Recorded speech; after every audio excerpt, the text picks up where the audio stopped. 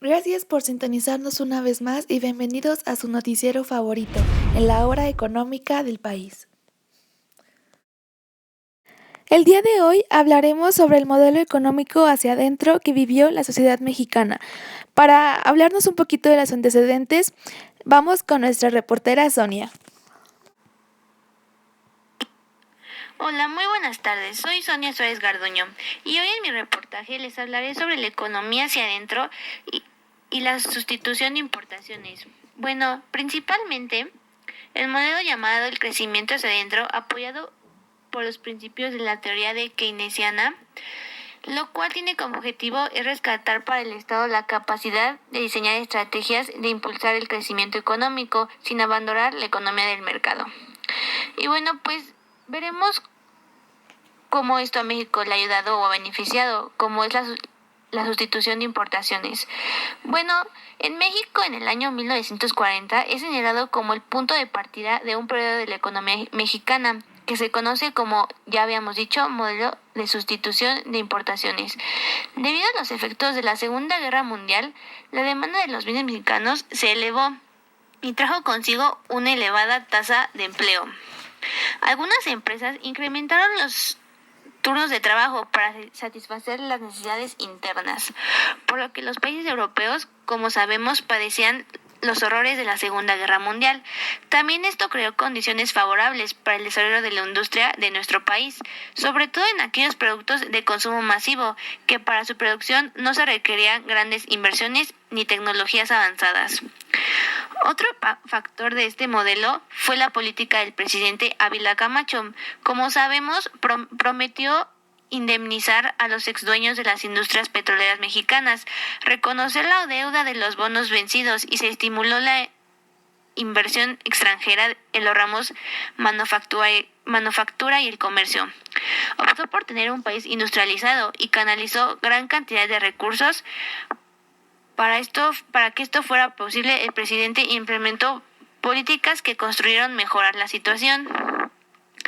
También hubo otro presidente que implementó este modelo, el cual fue Miguel Alemán. Controló fuertemente la importación de bienes de consumo, pero fue flexible, como los bienes del capital. México vio llegar maquinaria y equipo extranjero adquiridos con grandes logradas durante los años de guerra. Finalmente, los empresarios mexicanos de ese tiempo fueron también causa del fortalecimiento de este modelo. Negociaron las paces con el gobierno, aceptaron las necesidades de una reforma económica y social y pensaron en una expansión de los mercados nacionales y extranjeros. Los beneficios se extendieron a toda población, se le conoce como la época del milagro mexicano. Y a todo esto, digamos, ¿en qué mejoró a México? Pues nos podemos a pensar entre el año 1934 y 1956, el valor de la producción medida a precios de 1950 pasó a cerca de 17 millones de pesos a casi 59 millones, con un crecimiento promedio anual del 10%. La agricultura creció más del 250% en 20 años. ¿No les parece muy curioso saber estos aspectos de México? Y bueno, como sabemos, ya estamos un poco más informados sobre la economía de México y cómo se fue fortaleciendo. Espero que les haya gustado este reportaje. Hasta pronto. ¡Qué información tan interesante! Ahora veamos las etapas en las que se dividió este modelo económico. Este modelo económico se dividió en 3 etapas. La primera fue el crecimiento con inflación, de 1940 a 1958. En esta primera etapa, el país empieza a industrializarse y se caracteriza por un fuerte crecimiento del PIB. La segunda etapa se llamó desarrollo estabilizador. Abarca los años de 1958 a 1970. En esta época se experimentó un crecimiento económico sin igual. Este fenómeno se caracterizó por tener tasas de inflación muy bajas y una gran estabilidad económica. Por último, tenemos la etapa de crisis y agotamiento, del año 1970 a 1982. El efecto del milagro mexicano pronto tuvo su fin, ya que solo estaba beneficiando a una mínima parte de la población.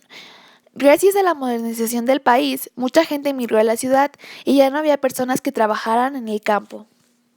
Con esta información abrimos un poco el panorama sobre la economía mexicana en este lapso de tiempo. Ahora tenemos una cápsula especial con nuestra compañera Fer Ruiz en el noticiero Día a Día. Adelante. Muy buenos días y bienvenidos a su noticiero Día a Día.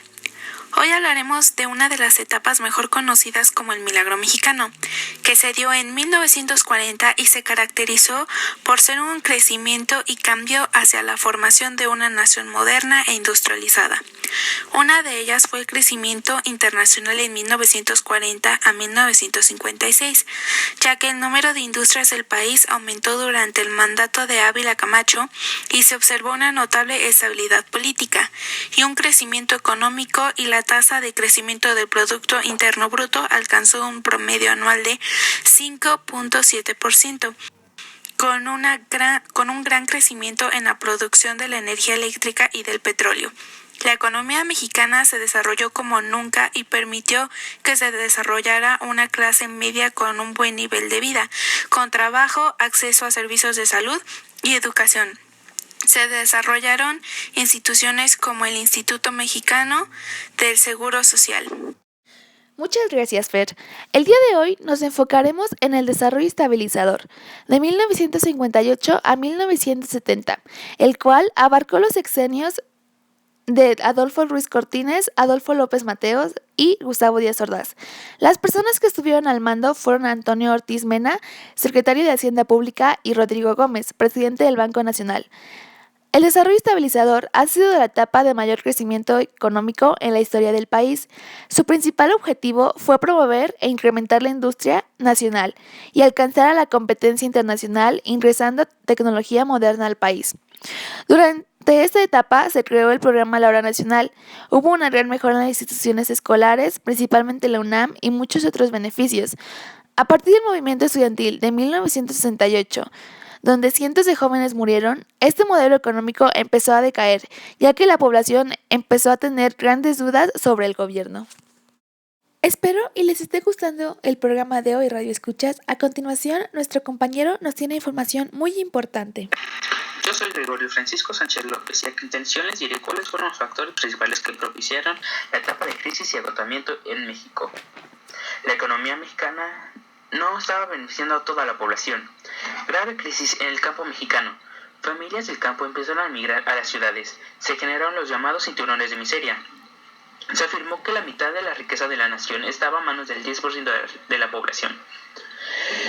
En 1951 se generó la denominada Caravana del Hambre, conformada por familias de mineros que viajaban a pie desde Coahuila hasta la capital del país.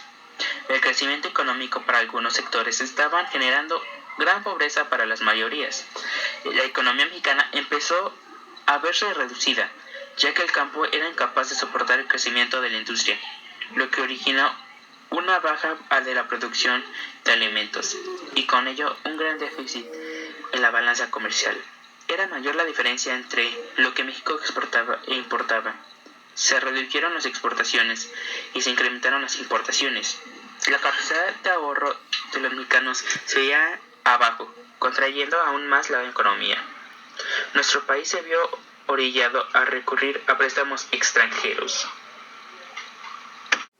Qué lástima que la buena racha económica de nuestro país haya durado tan poco.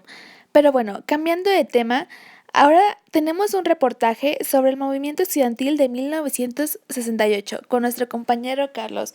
Escuchémoslo. En julio de 1968, durante el gobierno del presidente Gustavo Díaz Ordaz, se iniciaron una serie de manifestaciones y marchas estudiantiles en la Ciudad de México, que criticaban el autoritarismo del gobierno y apoyaban las protestas en el mundo. Pedían se respetara la autonomía universitaria y exigían la libertad de los presos políticos. A los estudiantes de la UNAM se unieron los del Instituto Politécnico Nacional y todos los centros educativos de la Ciudad de México. Después, asociaciones de maestros y sindicatos, hasta convertirse en un gran movimiento social. Con representantes de todo ello, se formó el Consejo Nacional de Huelga, que a mediados de septiembre empezó a sufrir una severa represión con la entrada del ejército a la ciudad universitaria.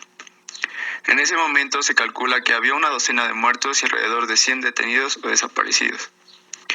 El 2 de octubre de ese año se convocó a una manifestación en la Plaza de las Tres Culturas en Tlatelolco. El movimiento estaba ya declinado con muchos de sus líderes encarcelados, pero el ambiente social estaba muy tenso a 10 días de iniciarse los Juegos Olímpicos.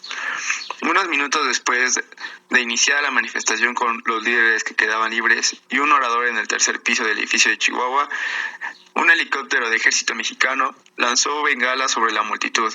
Con esta señal, militares, paramilitares y francotiradores abrieron fuego contra los 5,000 manifestantes, estudiantes en su mayoría. El número de muertos es desconocido hasta la fecha, pero se sitúa entre 300 y 500, con más de 2,000 detenidos. Este fue el fin del movimiento estudiantil y los Juegos Olímpicos se celebraron 10 días después en la Ciudad de México sin incidentes. Esto ha sido todo por el día de hoy. Espero y les haya gustado mucho nuestro programa. Recuerden seguirnos en nuestras redes sociales @economía día a día y nos vemos en la próxima cápsula informativa.